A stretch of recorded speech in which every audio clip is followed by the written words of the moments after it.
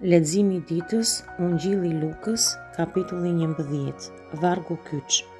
Prandaj unë po ju them, lypni dhe do t'ju jepet, kërkoni dhe do të gjeni, trokitni dhe do t'ju hapet. Shpjegimi.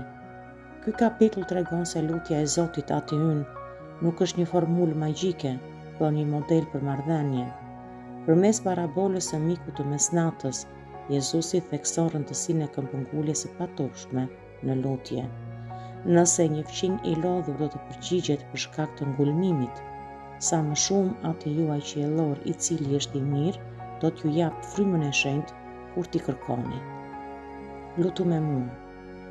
Lutja e reflektimit për ditën 11. O Ati ynë që je në qiell, unë të falenderoj ty për privilegjin e lutjes. Faleminderit që ti je më i gatshëm të më japësh frymën tënde të shenjtë sesa unë të lyp. Më fal për lutjet e mia të shkurtra dhe jo këmbëngulëse.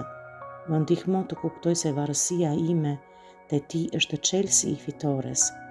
Më jep guximin, këmbënguljen të trokas në mesnat me nevojat e mia dhe të tjerëve. Më ndihmo të jem i sinqert dhe i vërtet duke u larguar nga çdo frymë hipokrizie. Amen.